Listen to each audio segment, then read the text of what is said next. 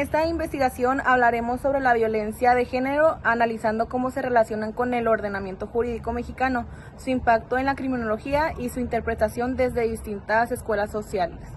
Y cómo esto suele estar más que nada relacionado muchas veces con las desigualdades estructurales y culturales que aún existen en nuestra sociedad. Como contextualización del caso, hablaremos de uno de los casos más sonados en nuestro país en materia de violencia de género, ocurrido en 2008 durante el sexenio de Felipe Calderón Hinojosa, en el municipio de Ciudad Juárez, Chihuahua, una región que atravesaba una de las crisis más devastadoras contra la mujer. En este contexto se dio uno de los casos más sonados, que es el asesinato de Rubí Marisol Fraire Escobedo, una adolescente de tan solo 16 años que fue asesinada por quien en ese momento era su pareja, Sergio Rafael Barraza Bocanegra. A pesar de haber confesado el crimen, quedó absuelto ante sus acciones debido a presuntas faltas de prueba.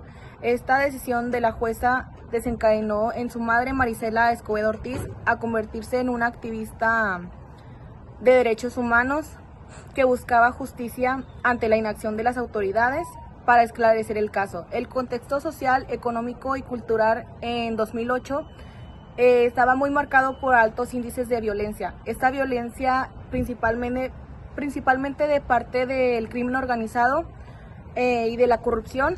Culturalmente predominaban estructuras machistas y discriminatorias que minimizaban la violencia hacia las mujeres. Socialmente pues se observaba una normalización ante estos hechos, así permitiendo que casos como esos pues quedaran impunes de una sanción apropiada ante tribunales y una desconfianza en la sociedad ante las autoridades. Yo voy a hablarles sobre la relación con el ordenamiento jurídico. El caso de Rubí Fraire y Marisela Escobedo se relaciona directamente con el sistema jurídico mexicano, ya que muestra las fallas en la aplicación de la justicia y la protección de los derechos humanos. A pesar de que el responsable confesó el crimen, fue absuelto por faltas de pruebas, lo que demuestra una deficiencia en la procuración e impartición de justicia. En este momento, México contaba con las leyes que debían proteger la vida, la integridad y la igualdad de las personas, como lo establece la Constitución Política, además de los tratados internacionales de derechos humanos firmados por el país mexicano. Sin embargo, estas normas no se aplicaron correctamente. La muerte de Marisela frente al Palacio de Gobierno de Chihuahua simboliza la falla del Estado mexicano en su deber de garantizar la seguridad y justicia.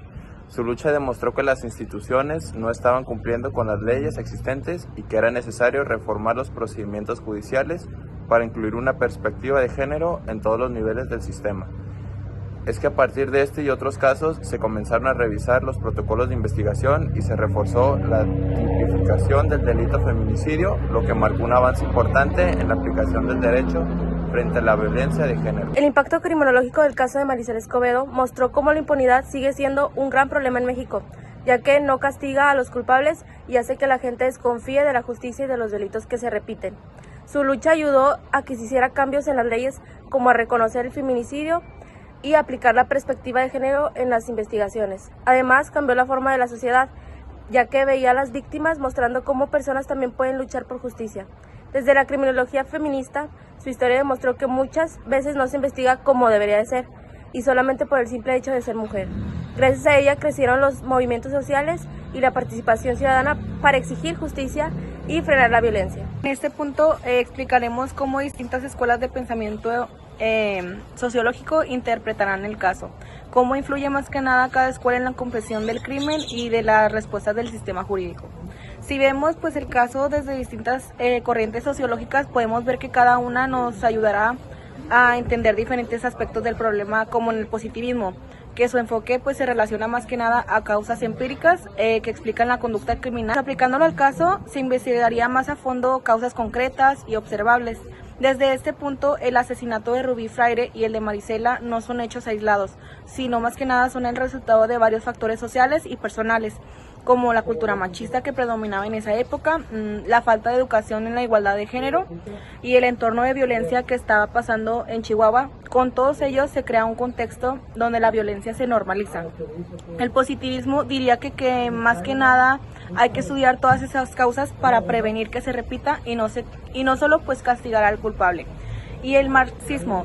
Sabemos más que nada que esta corriente ve el crimen siempre relacionado con desigualdad y el poder.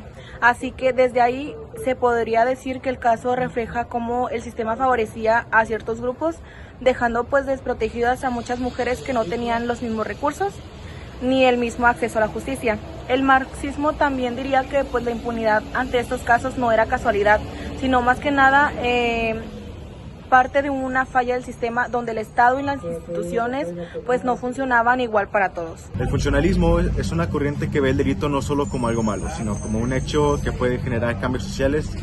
En este caso, la muerte de Maricela Escobedo impulsó cambios sociales y normativos. La indignación colectiva causó protestas y marchas, pero sobre todo más focó hacia el tema de la violencia de género.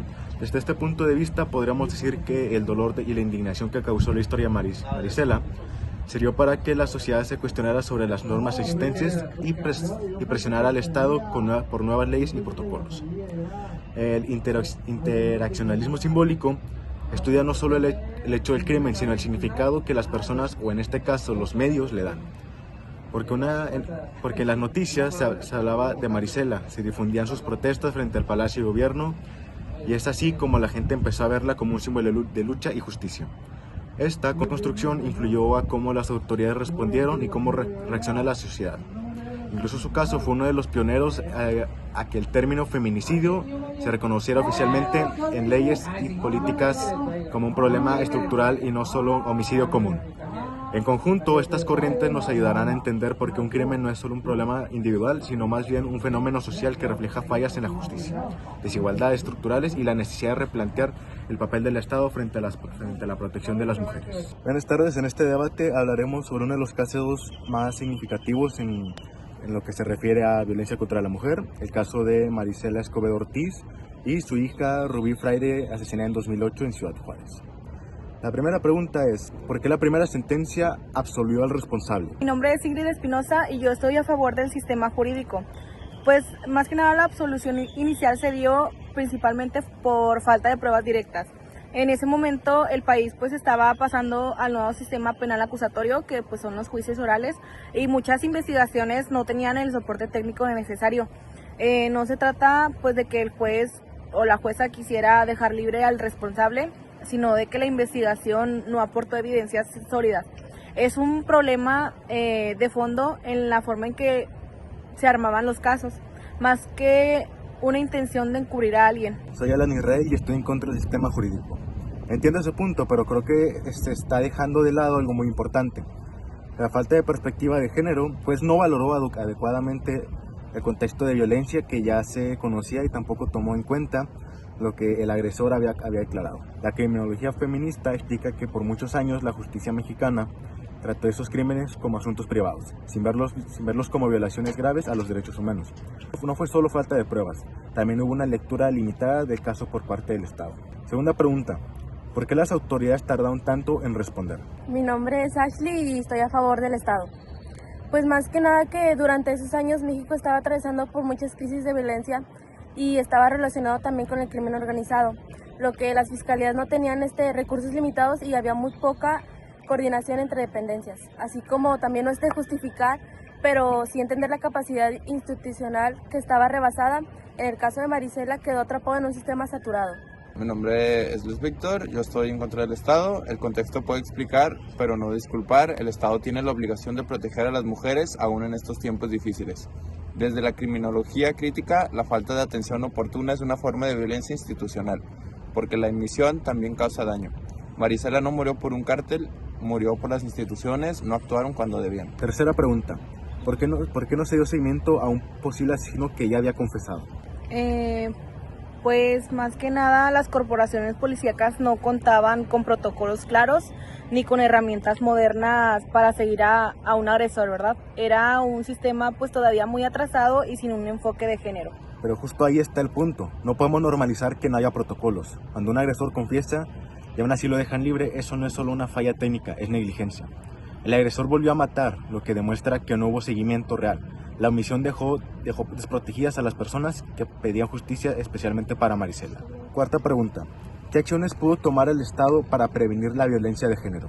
Pues más que nada después del caso hubo cambios importantes. mayor capacitación a funcionarios, reformas legales, avances en derechos humanos y la tipificación del feminicidio. Es cierto que llegaron un poco tarde, pero esos avances demuestran que el Estado se aprendió del caso y buscó corregir sus fallas. Los cambios llegaron, pero no deberían aparecer después de una tragedia. Desde la criminología social, la violencia de género está ligada a factores culturales y a un machismo que también se refleja dentro de las instituciones. Si no se transforman esos patrones desde la educación y desde las políticas públicas de base, las leyes por sí solas no bastan. Lo que observamos en este debate es que el caso de Maricela Escobedo revela tanto fallas judiciales como problemas profundos dentro del sistema penal mexicano. Desde la criminología se entiende que un crimen no es un evento aislado, sino el resultado de factores sociales, culturales y estructurales. Aunque los participantes tienen posturas distintas, coinciden en algo esencial. El Estado tiene el deber de garantizar la justicia y proteger la vida de las mujeres. El legado de Maricela sigue siendo un recordatorio de por qué es urgente construir un sistema que actúe en perspectiva de género, eficiencia y humanidad.